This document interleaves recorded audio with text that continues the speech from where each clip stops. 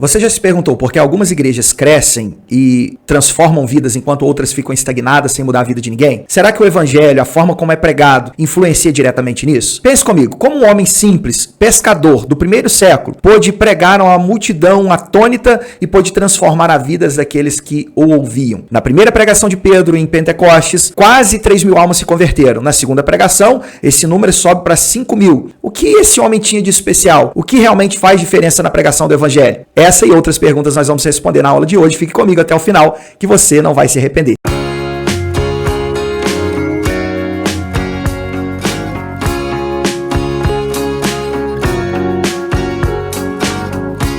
EB Dominical. Olá, meus irmãos, a paz do Senhor. Meu nome é Felipe Stott, sou pastor e professor da Escola Bíblica Dominical. Seja muito bem-vindo ao EB Dominical, esse canal que é dedicado aos conteúdos exclusivos das lições de adultos da Escola Bíblica Dominical, onde nós podemos preparar professores e alunos para uma aula de melhor qualidade. Se você chegou até aqui, eu acredito que é porque você tem sede de conhecer a palavra de Deus. Hoje nós vamos estudar mais uma lição, dessa que é a do terceiro trimestre de 2025. Nós estamos estudando a revista que tem por título A Igreja em Jerusalém, Doutrina, Comunhão e Fé, as bases para o crescimento da igreja em meio às perseguições. Algo parecido com isso, cujo comentarista é o pastor José Gonçalves, pastor e escritor da CPAD. Muito bem, a lição de hoje é a de número 3, de 20 de julho de 2025. Uma igreja fiel à pregação do evangelho. Mas antes da gente entrar de fato na lição, eu gostaria de pedir o engajamento de vocês aí, porque isso tudo é muito importante. Então já deixa aí a sua curtida no vídeo, não deixa para depois não que você vai esquecer, tá? Comenta, compartilha com o seu pastor, com líderes de escola dominical, com outros professores, pessoas as quais podem ser relevantes o conteúdo desse vídeo, tá bom? Vamos então para a lição, sem mais enrolações. Vamos lá. Introdução da nossa lição. Esta lição mostrará uma das marcas de uma igreja bíblica, seu compromisso com a pregação da palavra de Deus. Uma igreja verdadeira valoriza a mensagem das Escrituras e coloca Jesus Cristo no centro de tudo o que ensina. É por meio da pregação da Bíblia que o mundo pode conhecer a Cristo. Além disso, uma igreja bíblica prega no poder do Espírito Santo. Não transmite apenas palavras vazias, mas a mensagem viva e transformadora que vem da inspiração do Espírito de Deus. Por fim, uma igreja bíblica traz esperança para aqueles que já não enxergam saída. Ela anuncia que há um futuro de refrigério e renovação na presença do Senhor. Bom, se você é professor da escola dominical, eu quero dar uma dica para você. Comece enfatizando a verdade prática, porque ela vai ser um norte que vai guiar que vai dar a direção de todo o seu estudo, tá bom? A nossa verdade prática, ela enfatiza o seguinte: a verdadeira pregação bíblica consiste em dar testemunho de Cristo no poder do Espírito. Eita! Que verdade profunda e forte, né? E foi o que Pedro fez. Pedro e João subiram a hora nona para orar no templo em Jerusalém. Atos dos Apóstolos, capítulo de número 3. Chegando à porta do templo, encontraram um homem que mendigava e que era aleijado de nascença. Então, aquele homem não tinha expectativas de vida e olha para Pedro e para João esperando receber alguma coisa, e Pedro diz: olha, não tenho prata nem ouro, mas o que tenho eu te dou. Em nome de Jesus, levanta e anda. Aquele homem salta sobre os pés e começa a glorificar a Deus, entrando para o templo em Jerusalém, quando de repente uma multidão atônita fica olhando para Pedro, e ele começa a pregar. Ele diz: olha, por que vocês estão olhando para nós como se pela nossa própria virtude ou santidade pudéssemos fazer esse homem andar? Não, não foi isso. Jesus, aquele que vós matastes, ainda que pela ignorância de vocês, ele quem vocês mataram, mas que Deus ressuscitou dos mortos, e ele ou por meio da fé nesse nome é que este homem está são diante de vós. Portanto, Pedro vai concluir, claro que eu estou falando aqui de maneira resumida, né? Ele vai concluir dizendo: arrependam-se e se convertam, para que chegue até vocês o tempo de refrigério. Veja, a nossa verdade prática de novo. A verdadeira pregação bíblica consiste em dar testemunho de Cristo no poder do Espírito Santo. Nós vamos ver hoje que Pedro testemunhou de Jesus, porém ele faz isso com poder. Há um famoso dito, que a gente não sabe se é bem verdade, mas que parece que Tomás de Aquino, né? Ele vai se encontrar com o Papa, e o Papa está lá contando aquele dinheiro em cima da mesa, vendo muita riqueza e tal, e ele diz para Tomás de Aquino: Tomás, nós não podemos mais dizer como Pedro que não temos prata nem ouro. E ele disse: é verdade, mas também não podemos dizer levanta-te e anda. Então, a pregação, ela não é apenas um discurso, mas um discurso empoderado na pessoa bendita do Espírito Santo. Aquele que prega deve ser ungido, deve ser cheio do Espírito Santo. Ungido nesse sentido, deve ser cheio do Espírito Santo para anunciar as verdades do Evangelho. Então, a nossa lição hoje está dividida em 3 tópicos. O primeiro tópico é a igreja que prega as Escrituras. O segundo tópico é a igreja que prega no poder do Espírito. E o terceiro, a igreja que prega a esperança vindoura. Vamos nos aprofundar. Hoje eu vou deixar aqui para você o próprio comentário do pastor José Gonçalves, que é o comentarista da nossa lição, para a gente tentar aqui desenvolver melhor a lição sem que vocês fiquem com nenhuma dúvida. Além do que, eu quero dizer para você que fazendo assim a gente acaba conseguindo ter uma aula de melhor qualidade, né? Até porque você vai lecionar no domingo em cima da lição da CPAD, né? Então por isso vou deixar aqui o próprio comentário do pastor José Gonçalves. Vamos lá. Primeiro tópico, a igreja que prega as escrituras. As escrituras revelam Deus. A igreja deve pregar as escrituras, pois elas revelam Deus. A segunda pregação de Pedro, registrada em Atos, capítulo 3, do 11 ao 26, é um grande exemplo disso. A mensagem do apóstolo é completamente baseada nas escrituras e coloca Deus no centro. Pedro usa trechos das escrituras para fundamentar sua pregação, citando Deuteronômio 18, 15 a 19, no versículo 23, e Gênesis 22, 18, no versículo 25. Há também uma conexão com Salmo 22, do 1 ao 31, no versículo de número 18, e Daniel 9, 26, conferiu o versículo 18. Além disso, Pedro mostra que Deus sempre esteve presente agindo na história do povo. Atos 3:13, da mesma forma que os autores da Bíblia falavam sobre a revelação de Deus ao longo dos tempos. Bom, esse primeiro subtópico, as escrituras revelam Deus, nele o pastor José Gonçalves vai destacar para a gente a centralidade de Jesus na pregação de Pedro. Quando você pega Atos dos Apóstolos, capítulo 3, do 11 ao 26, que está todo o discurso de Pedro, você vai observar Pedro fazendo referências a Cristo o todo momento. Em primeiro lugar, a sua pregação era Cristo. A sua pregação não era pregação de autoajuda. Não era do tipo, olha, Deus vai virar a sua vida de ponta cabeça, quem te viu na prova vai te ver na bênção, hoje você está por baixo, amanhã você está por... Não era sobre isso que Pedro estava pregando. Pedro estava pregando... Pedro pregando é um trava-língua. Pedro estava pregando Jesus, e esse crucificado e ressuscitado dos mortos. Se você analisar os versículos 11 a 26, e eu quero te encorajar a fazer isso, você observará essa verdade. Era uma pregação cristocêntrica. Ele cita Moisés, falando que Deus levantaria um profeta semelhante a ele. Ele cita o caso de Abraão, onde Deus promete uma descendência a Abraão, que na descendência todas as famílias seriam abençoadas. Então toda a pregação de Pedro, isso é importante, ela foi e é cristocêntrica, assim como toda pregação bíblica precisa ser cristocêntrica. A Bíblia, queridos ouvintes, ela apresenta três histórias importantes. Como Deus criou um mundo perfeito, como o homem estragou esse mundo perfeito por conta do seu pecado, e a terceira história muito importante é como Deus redime o homem dos seus pecados e da sua miséria. Então, a Bíblia, ela te conduz para esse clímax, para Cristo. Então você encontra na Bíblia tipos e antítipos. Você encontra tipos e antítipos. Por exemplo, Paulo vai dizer que Cristo era aquela rocha que estava no deserto com o povo de Israel. Ali você tem tipo e antítipo. Né? Tipo seria a sombra, o antítipo o verdadeiro, né? A sombra apresentando aquilo que é verdadeiro, ou seja, a sombra da pedra apresentando Cristo, que é o cumprimento daquilo tudo, né? O próprio Cordeiro Pascal no dia do sacrifício, representando Cristo ali.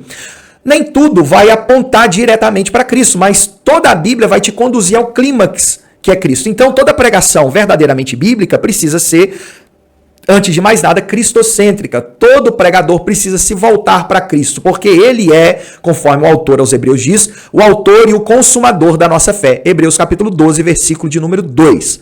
Então, Pedro tem a Bíblia, ou a sua pregação, Cristo como centro da sua pregação. Além disso, é importante destacar que Pedro também, a forma como ele apresenta um Deus gracioso, um Deus que se revela na pessoa de Jesus Cristo, o comentarista vai trazer para a gente que as Escrituras revelam Deus. E a revelação nas Escrituras é progressiva. E o que isso significa? Que Deus se revela na medida em que a Escritura vai sendo escrita, que a Bíblia vai sendo escrita, né, Deus vai se revelando ainda mais. Então o entendimento que o povo tinha de Deus na época de Abraão era um. O entendimento que nós temos hoje é muito mais completo. Por quê? Porque Deus já se revelou nas Escrituras de maneira especial. Tá? Então tudo que nós precisamos saber de Deus está nas Escrituras. Há muito que nos ser revelado? Sim, provavelmente passaremos a eternidade aprendendo e conhecendo Deus. Mas tudo quanto nós precisamos saber estão nas Escrituras. E nas Escrituras, as Escrituras são a fonte de todo o conhecimento de Deus. Portanto, ninguém pode arrogar para si uma revelação especial sobre quem Deus é. Deus é o Deus revelado nas Escrituras. As Escrituras revelam Deus progressivamente, né? Até que um dia, conforme Paulo nos ensina, o contemplemos face a face. tá bom? Então, em primeiro lugar, as Escrituras revelam Deus. Estamos falando da igreja que prega as Escrituras. Uma aplicação para você, professor ou pregador, aluno, né? A sua mensagem, quando você prega, tem revelado a Deus ou fala muito mais de você? Tem gente que gosta, né, de citar testemunhos enquanto prega e não tem problema algum. Mas o problema, às vezes, é quando a gente toma tempo demais com isso e pouco tempo com a exposição da palavra. Então, a pergunta que eu te faço é: as Escrituras, ou melhor, a sua pregação revela mais sobre você ou sobre Deus, né? Deixa aí nos comentários também o que você entende sobre pregação. Fala aí pra mim, né? Você acha que tem que ser algo baseado nas suas ideias? Você acha que a pregação ela deve ser cristocêntrica ou ela pode simplesmente enfatizar uma verdade, mas não falar ali diretamente de Cristo? Você acha que tem diferença entre pregação e palestra? Comenta aí, eu quero saber a sua opinião, tá bom? Vamos para o subtópico 2 agora, que é as Escrituras testemunham de Jesus. As Escrituras apontam para Cristo. Jesus disse que as Escrituras davam testemunho dele. Cristo é o centro da Bíblia. Essa era também a compreensão do apóstolo Pedro. Segundo suas palavras, os profetas anunciaram antecipadamente o sofrimento de Cristo. A pregação de Pedro invocou o testemunho das Escrituras para mostrar que a rejeição de Jesus e sua morte não foram por acaso, já haviam sido preditas pelos antigos profetas. Esse segundo subtópico, ele se conecta com o primeiro. Até porque as Escrituras que revelam Deus, elas testemunham de Jesus porque Jesus é o Filho de Deus e é o próprio Deus encarnado. Como eu disse anteriormente, as Escrituras trata de três grandes histórias, né? A criação, a queda e a redenção. Como Deus criou um mundo perfeito, o homem avacalhou o negócio e Jesus veio para redimir o povo seu, zeloso de boas obras, né? E toda essa escritura, todo esse contexto bíblico vai nos conduzir ao clímax da história, que é a vida, o ministério, a morte, a ressurreição de Jesus e a sua redenção, ou a redenção da humanidade por meio dele, pelo fato de que nós agora estamos voltando ao Éden. E a questão a ser levantada quando você vai estudar uma passagem bíblica é se perguntar: como é que essa passagem me leva até Jesus? Né? Passagens como a de Raabe, como é que aquele fio de escarlate pode me conduzir a Cristo? Né? Alguém que obedeceu, um bom exemplo no Antigo Testamento, por exemplo, Davi. Davi matou Golias e Jesus é quem derruba os nossos gigantes. Jesus é quem derrotou o pecado. O povo de Israel ali no episódio de Davi não teve que lutar. Eles tiveram que confiar naquele menino. Né? E a Bíblia diz que um menino nos nasceu, um filho se nos deu, né? Lá em Isaías capítulo 9, o principado está sobre os seus ombros, ele será chamado maravilhoso conselheiro, pai da eternidade, príncipe da paz. E o povo de Israel também foi liberto por um menino, por assim dizer, que era Davi, sem ter que lutar. E nós não tínhamos forças para lutar contra esse Golias do pecado, mas Deus ali levanta Jesus, né? Então, assim, o que eu estou querendo mostrar para você é que a Bíblia se conecta de algum modo, ou de algum modo você consegue chegar nessa história maior, que é a história da redenção, né? Como é que você encontra isso na Bíblia? Quando você lê a palavra de Deus e vai preparar uma mensagem, você que é pregador, né, você deve se perguntar, então, como é que essa palavra, como é que esta mensagem que eu estou lendo, esse texto que eu estou lendo, me conduz até a vida e obra de Jesus. Né? E eu quero te fazer uma pergunta, mais uma, te desafiar. Qual passagem no Antigo Testamento te conduz até Jesus? Que assim, de forma marcante, você olha e fala: poxa, essa passagem me conduz para Jesus. Eu vejo Jesus nessa passagem. Deixa aí para mim nos comentários, me ajuda aí para que eu possa poder, é brincadeira, né? Para que eu possa também usar na ministração da minha aula. Terceiro subtópico, o último desse primeiro tópico. As Escrituras confrontam o pecado. A verdadeira pregação também mostra o problema do pecado e o confronta. No texto citado, Pedro usa o termo grego metanoio, traduzido aqui como arrependei-vos. Essa palavra, além do já conhecido sentido de arrependimento, significa também mudança de mente, mudança interior, especialmente no que diz respeito à aceitação da vontade de Deus. A pregação bíblica deve confrontar o pecado e exige uma mudança radical dos seus ouvintes. Então, observa aqui, as Escrituras confrontam o pecado. Quando você observa o texto bíblico, a pregação de Pedro, e eu estou aqui, enquanto falo com você, estou abrindo a minha Bíblia, você vai observar que Pedro, ele jamais tentou mascarar o pecado do povo. Ele não esconde o pecado do povo, embora com amor suaviza, dizendo que eles fizeram na ignorância. Mas, no entanto, o versículo 14 de Atos 3 diz: vós negaste o santo e o justo e pedisse que se vos desse de graça um homicida. Versículo 15, mataste o autor da vida, a quem Deus ressuscitou dentre os mortos, do que nós somos testemunhas. Veja, Pedro não disse que aqueles homens eram inocentes, pelo contrário, disse que aqueles homens eram culpados. E você, quando prega, você esconde o pecado das pessoas, tenta deixar as portas abertas da igreja para você voltar e pregar outra vez? Será que é isso que Deus quer da sua vida? É isso que Deus quer da sua pregação? Ora, se um paciente está doente, vai no médico e ele não lhe mostra a doença, o médico é culpado se aquele paciente vier a falecer. E se você não fala do pecado, se aquela pessoa perecer no seu pecado, de certo modo, você também é culpado, não é mesmo? Pedro não foi. Pedro apresentou a doença, mostrou a cura, é lógico que Jesus é a cura, portanto ele vai falar de arrependimento, nós vamos falar daqui a pouco, mas sem deixar de denunciar o pecado. Portanto, Pedro também diz, arrependei-vos, versículo de número 19, arrependei-vos e convertei-vos para serem apagados os vossos pecados e venham da presença do Senhor tempos de refrigério. Pedro não apenas mostrou o pecado, mas deu a solução, arrependimento. Arrependei-vos é a tradução de metaneuo, que é um verbo, arrepender. Tá? Às vezes você vai encontrar algumas revistas da Escola Bíblica Dominical falando de metanoia, mas aí é o substantivo, arrependimento. Tá? Arrepender e arrependimento tem a mesma raiz, mas uma palavra é verbo, outra é substantivo. Por isso, metaneu e metanoia. Daí está a diferença. Mas todas as duas têm o mesmo sentido de mudança de mente, mudança de atitude. Um verdadeiro arrependimento vai produzir na vida do salvo, na vida do arrependido, uma mudança radical. Não que a pessoa seja perfeita e nunca mais vá pecar daquele modo. As pessoas confundem, né? Tem gente que diz, se o sujeito está arrependido, ele não vai mais pecar. Pelo menos daquele tipo de pecado. Não. Ora, a gente, se fosse assim, era muito fácil. A gente ia se arrependendo, daqui a pouco, com um ano de crente, a gente não tinha mais pecado nenhum para cometer, porque já tinha se arrependido de todos os possíveis. Né? Mas o arrependimento traz uma mudança radical. Quer dizer, não que a pessoa vai se tornar perfeita dali para frente naquele quesito, mas que ela procurará realmente modificar a sua vida, viver para a glória de Deus, enfim. É isso que significa arrependimento, tá bom? Agora a gente pode ir para o tópico de número 2, mas eu quero, antes de mais nada, perguntar, ficou alguma dúvida? Alguma coisa aí que não está bem entendido, bem explicado? Coloca aí nos comentários, eu tenho prazer de responder, eu leio todos os comentários, tá bom? Se você chegou até aqui, deixa sua dúvida aí, deixa uma sugestão também, isso nos ajuda muito, tá? Em nome de Jesus. Vamos lá para o tópico 2, a igreja que prega no poder do Espírito. O Espírito capacita um mensageiro. Não podemos nos esquecer de que Pedro estava cheio do Espírito Santo quando pregou a mensagem registrada em Atos 3. Isso fica evidente no uso do verbo grego atenizo, traduzido como fixar os olhos na passagem. E Pedro com João fitando os olhos nele.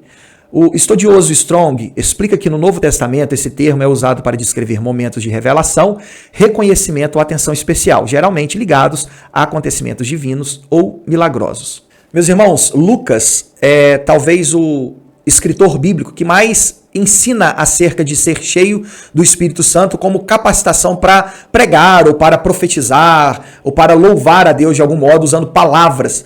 Né? A gente observa isso nos seus tratados, tanto no evangelho que carrega o seu nome, Lucas, ou no seu segundo tratado de Atos dos Apóstolos. Vemos isso em alguns personagens. Por exemplo, eu tenho anotado aqui, Zacarias. Lucas 1,67 diz, e Zacarias, seu pai, foi cheio do Espírito Santo e profetizou, dizendo, dali em diante, Zacarias ele começa a profetizar, começa a manifestar ali a vontade de Deus, a de certo modo pregar. Também Isabel, mãe de João Batista. Lucas 1, 41 e 42 diz, Isabel foi cheia do Espírito Santo e exclamou em alta voz e disse. Além deles, Simeão. Simeão foi aquele velhinho, né, que apresentou Jesus no templo. Lá em Lucas 2, 27 e 28 é dito, e pelo Espírito foi ao templo, e quando os pais trouxeram o menino Jesus, para com ele procederem, segundo o uso da lei, ele então o tomou em seus braços, e louvou a Deus e disse, veja, Simeão também, pelo Espírito, ele vai ao templo. O texto não diz que ele estava cheio do Espírito, mas tudo leva a crer. E quando ele vai ao templo e pega Jesus, ele diz algo, e aí ele louva a Deus. Então, Lucas sempre tem essa ideia de louvar, de pregar, de falar em língua, sempre com essa conexão de ser cheio com o Espírito Santo. Também, agora voltando-se para Atos, os discípulos em Pentecostes, Atos 2,4, vai dizer que todos foram cheios do Espírito Santo e começaram a falar em outras línguas conforme o Espírito lhes concedia que falassem. Pedro também diante do Sinédrio, Atos 4,8. Então Pedro, cheio do Espírito Santo, lhes disse, varões, príncipes do povo e vós, anciãos de Israel. Veja, Pedro também, cheio do Espírito Santo, está pregando, tá? Não só em Atos 3, mas em Atos 4 também, depois que ele vai preso. Provavelmente é a aula de amanhã, de amanhã não, do próximo domingo, né? A comunidade de crentes após a oração, depois que Pedro e João eles são libertos do sinédrio e pregam lá com ousadia a palavra de Deus, a igreja, eles vão orar, fortalecidos pelo exemplo de João e Pedro, e eles oram no versículo 31 do capítulo 4 de Atos, dizendo o seguinte: tendo eles orado, moveu-se o lugar em que estavam reunidos e todos foram cheios do Espírito Santo e anunciavam com ousadia a palavra de Deus. Aqui já é a conclusão da sua oração, né? Na verdade, eles oram pedindo ali, se você pegar alguns versículos antes, eles oram pedindo para que fossem cheios do Espírito Santo e pregassem com ousadia a palavra de Deus, e isso acontece. Deus move o ambiente onde eles estavam, eles são cheios do Espírito Santo e começam a anunciar com ousadia a palavra de Deus. Estevão também, diz Atos 7, 55 e 56. Estando ele cheio do Espírito Santo e fixando os olhos no céu, viu a glória de Deus e Jesus que estava à direita de Deus. E disse, veja, cheio do Espírito Santo e pregando, Cornélio e a sua casa. Esse texto não diz que eles estavam cheios do Espírito Santo, mas também deixa claro que era uma presença, né, que enchia aquele ambiente. Atos 10, 44 a 46. E dizendo Pedro ainda essas palavras, caiu o Espírito Santo sobre todos os que ouviam a palavra, porque os ouviam falar línguas e magnificar a Deus. Então, quando o Espírito desce, eles começam a falar em línguas, são batizados com o Espírito Santo e começam a adorar a Deus, a magnificá-lo. Para a gente finalizar, o Atos 13, 9, o episódio de Paulo e de Elimas, o mágico. Todavia, Saulo, que também se chama Paulo, cheio do Espírito Santo, e fixando os olhos nele, disse... Aí ele vai dizer, ó, filho do diabo, não sei o que, e tal, né? Mas Paulo ali estava cheio do Espírito Santo e dizendo. Veja a conexão que que Lucas faz com ser cheio do Espírito Santo e pregar. Portanto, todo pregador do Evangelho, até aqui na minha colinha, todo pregador do Evangelho precisa buscar ser cheio do Espírito Santo, né? Às vezes a gente procura se capacitar nos cursos de teologia, o que é muito bom, na escola dominical, o que é excelente, mas a gente se esquece de buscar a capacitação do alto, ser cheio do Espírito Santo. É característica do pregador genuinamente bíblico, tá bom? Segundo subtópico, fixar os olhos. Essa mesma expressão também é usada para descrever o apóstolo Paulo, cheio do Espírito Santo, quando olhou fixamente para um homem paralítico na cidade de Listra e o curou. Da mesma forma, aparece em Atos 13, 9, quando Paulo, cheio do Espírito Santo, fixou os olhos no falso profeta Elimas para repreendê-lo. Retomando o episódio de Pedro, isso nos mostra que ele não apenas estava capacitado para curar, mas também ungido para pregar. O Espírito Santo é quem inspira e dá poder à pregação da palavra. Portanto, pregar não é apenas fazer um discurso, pregar é anunciar a mensagem de Deus com autoridade e unção do Espírito Santo. Aqui nesse segundo subtópico, o comentarista ele faz uma conexão interessante, mas que precisa de uma ressalva. Ele diz que a expressão fixar os olhos, ela é usada muitas vezes, e de fato como uma espécie de sinônimo para ser cheio do Espírito Santo. De fato, Paulo fixa os olhos naquele Elimas, o mago, que nós falamos agora há pouco, e Paulo ali estava cheio do Espírito Santo. Nós vamos ver que Pedro, ele fixa os olhos nesse paralítico de Atos 3 e manda ele se levantar, e Pedro estava também cheio do Espírito Santo. Paulo também cura um homem na cidade de Listra, Atos 14, 9. Ali Paulo também está cheio do Espírito Santo e fixa os olhos nele. Pode acontecer de o aluno, na sua aula a ser ministrada no domingo, entender que sempre que aparece a expressão fixar os olhos, é um sinônimo de ser cheio do Espírito Santo. E a Bíblia não diz isso, tá, irmãos? Né? Naquele olhar ali, né, que o profeta faz ali, às vezes pode ser apenas um teatro, né? Mas muitas vezes esse termo é utilizado sim para pessoas que estão cheias, mas nem sempre. O mesmo termo grego é utilizado também em Atos 6,15, onde está dito o seguinte: então todos os que estavam assentados no sinédrio, fixando os olhos nele, viram seu rosto como o rosto de um anjo.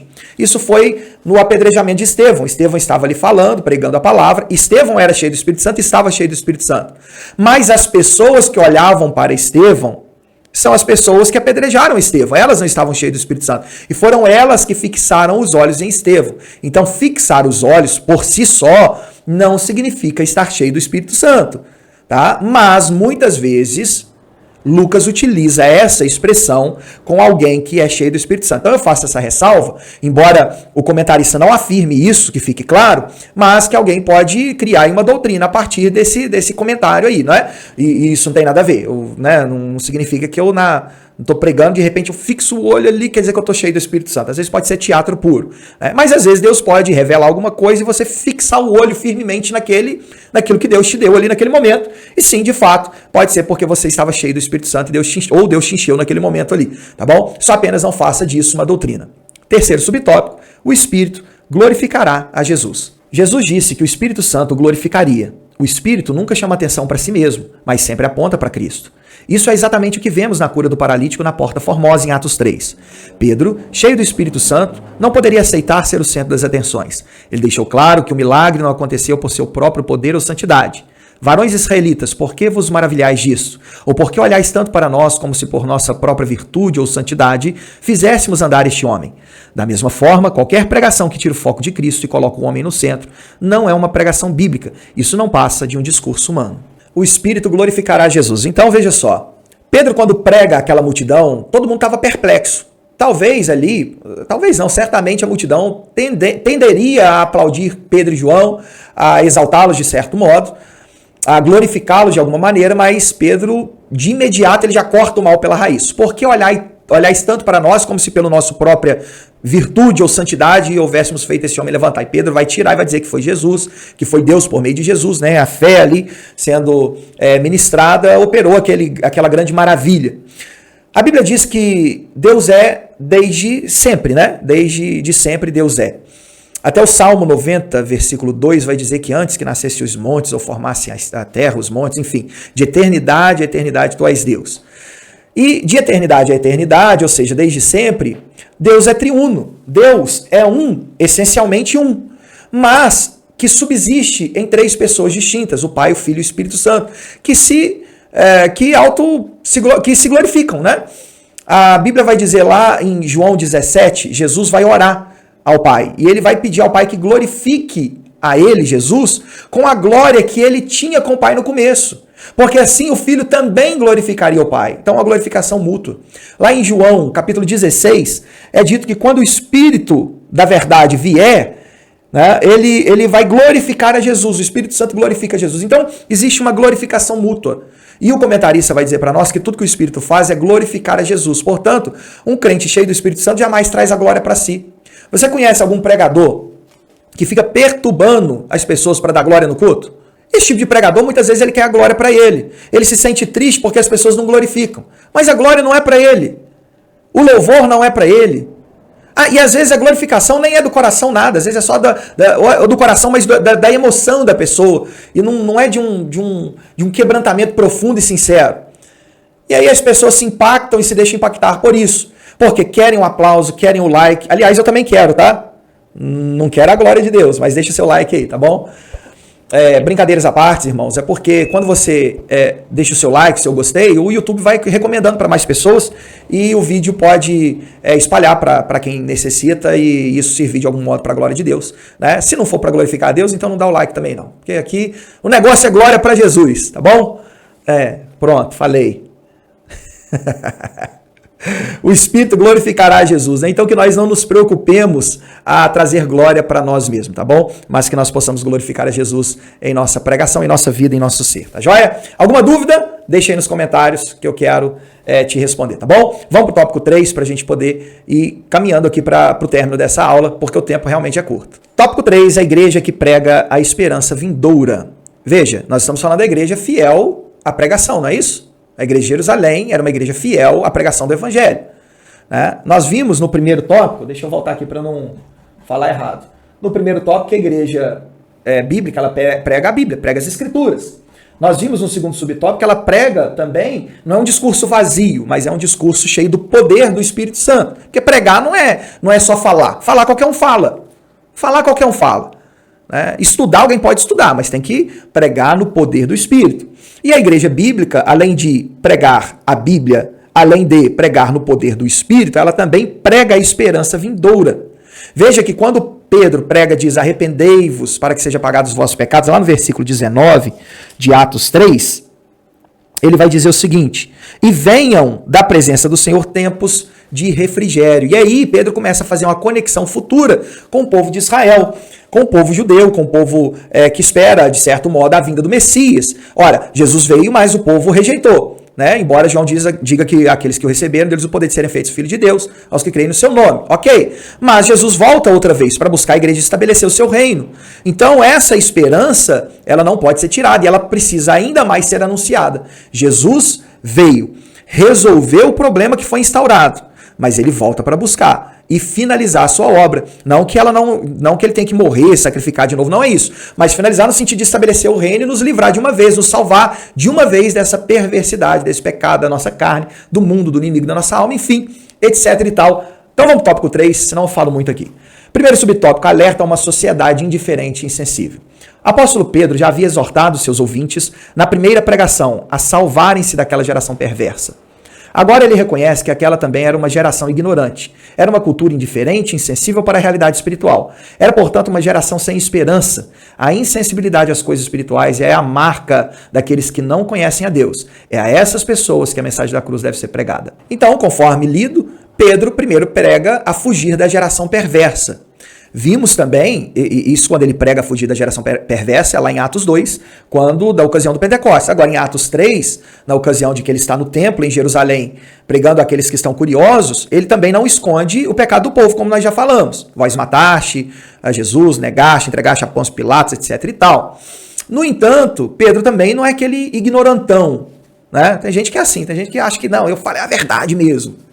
E aí acaba ofendendo as pessoas. Não é isso que é ser um pregador da palavra. Você, para pregar, não pode esconder o erro, mas não precisa ser ofensivo às pessoas. Pedro falou as verdades, mas Pedro também soube reconhecer e suavizar aquilo que precisava. Ele disse, olha, eu sei que vocês fizeram isso na ignorância de vocês. Veja, está aqui, ó, versículo de número 17. Agora, irmãos, eu sei que o fizeste por ignorâncias, como também os vossos governantes ou vossos príncipes. Então, ele soube administrar bem. Tá? Pregar o evangelho é pregar a pessoas que precisam de libertação. E muitas vezes nós não vamos libertá-las do pecado. Aliás, nós nem podemos, porque quem pode é Cristo. Mas a nossa mensagem não vai alcançar o objetivo se nós não pregarmos também com sabedoria. Né? Não precisa ser ignorante com o povo. É preciso falar a verdade, mas é preciso ser educado. O pregador não é um mal educado. O pregador, ele prega a verdade, mas prega na sabedoria. É claro que às vezes as pessoas não vão gostar. E aí, paciência. Né? Eles não gostavam também da pregação de Jesus e não tinha o que se fazer, né? Ou aceitavam ou não aceitavam. Mas também não é para ser estúpido, né? Sair, como já aconteceu em rede nacional, de pastor chutando santo, de pessoas invadindo terreno de candomblé, terreiro de candomblé e ali fazendo arruaças. Não é isso que é pregar o evangelho. Pregar o evangelho é anunciar a morte, a ressurreição de Jesus, mas sem ser ofensivo também. É falar as verdades, chamando as pessoas ao arrependimento, mostrando a elas o pecado, mas sendo educado acima de tudo, tá bom? Até porque o povo é ignorante mesmo, no sentido de que não tem conhecimento pleno de Deus. Ou, ainda que não seja pleno, porque também nós não temos, mas o conhecimento necessário para a salvação, tá bom? São pessoas insensíveis, como diz o texto, e sem esperança. Segundo subtópico, a promessa da segunda vinda. Concluindo sua pregação, Pedro deixa uma mensagem de esperança, e venham assim os tempos do refrigério pela presença do Senhor. Por um lado, os ouvintes do apóstolo já podiam experimentar a bênção prometida a Abraão, que fora trazida por Jesus, o Messias. Essa bênção, portanto, já era uma realidade. Por outro lado, essas palavras de Pedro olham para o futuro, apontando para um refrigério dos últimos dias, que fora prometido a Israel. Trata-se da futura restauração de todas as coisas. A igreja, portanto, tem uma mensagem de esperança para aqueles que estão sem esperança. É uma realidade que no tempo de Deus se cumprirá. Então, os tempos de refrigério que Pedro se refere é a volta de Jesus, que é um tempo de refrigério para o povo de Israel, obviamente, porque o povo de Israel, eles esperam ainda o Messias que os libertem. E Jesus, ele vem também para isso. Tá? Ele já veio, já libertou o povo do mal maior, que é do pecado, ok, mas ainda ele vem outra vez para libertar o povo da opressão política. Ele vem como um líder religioso também, mas também um líder político, e nós como igreja do Senhor precisamos apresentar essa verdade ao evangelho, ou seja, essa verdade às pessoas, ou seja, de que Cristo realmente ele vem para restaurar todas as coisas. A mensagem nossa não pode ser o aqui e agora, apenas imediatistas, sermos apenas aquelas pessoas que levam a solução para o tempo presente. Não, a nossa solução não está apenas para o presente, mas também no tempo futuro. Então nós precisamos anunciar a vinda de Jesus. Observe aqui agora, para a gente finalizar, como comentarista, eu disse isso na primeira aula da lição desse trimestre, que esse comentarista ele tem uma característica diferente. Às vezes ele não mantém a mesma estrutura, né, de 3 subtópicos em cada tópico. Esse, por exemplo, ele apenas coloca 2 tópicos aqui no terceiro subtópico. Né? Mas, enfim, aqui nós estamos findando a aula, né? Vamos para a conclusão, mas se você tiver alguma dúvida, algum comentário, deixe aí que eu estou pronto a responder, tá certo? Vamos à conclusão para a gente finalizar a nossa aula de hoje. Chegamos ao fim de mais uma lição. Nela, vimos a grande importância que a pregação bíblica tem e como devemos ser fiéis na exposição do texto sagrado. Pedro, mesmo sendo um simples pescador com uma gramática e conhecimentos limitados, sabia expor com maestria as escrituras sagradas. Assim como ele, devemos nos render totalmente ao Espírito Santo, sendo cheios dele para sermos exitosos no ministério da palavra de Deus. Uma igreja bíblica é uma igreja que vive e sabe expor as sagradas escrituras. Vimos hoje, então, que Jesus é o centro da história bíblica. A pregação precisa ser cristocêntrica. Não apenas porque Cristo está no centro, mas Cristo é o conteúdo completo da mensagem de Deus. No gancho inicial aqui, quando fizemos aquela pergunta introdutória, nós perguntamos se a pregação vai fazer alguma diferença no crescimento da igreja, né? A gente falou assim, por que algumas igrejas crescem, outras definham, algumas têm uma estrutura de maturidade espiritual, enquanto as outras são crentes carnais, e se isso tinha a ver com a mensagem da palavra de Deus, com a pregação fiel da palavra de Deus? É claro que tem. Nós vimos hoje 3 alicerces. Nós vimos que a pregação precisa ser bíblica, o Espírito tem que nos empoderar para pregarmos a palavra de Deus, e a nossa esperança, a nossa pregação é na esperança vindoura também. Ou seja, pregamos a Bíblia, pregamos no poder do Espírito e pregamos sobre a vinda de Jesus. Esses pilares são fundamentais, além do cristocentrismo, colocar Cristo no centro de tudo. Isso é fundamental para nós termos uma igreja saudável, tá bom? Gostou do conteúdo? Então deixa aí o seu like, comenta, compartilha, se inscreva no canal, ative as notificações para você não ficar de fora de nada. Tenha uma excelente final de semana, um beijão no seu coração, fique com Deus, a paz do Senhor. Nos vemos na próxima lição. Até lá!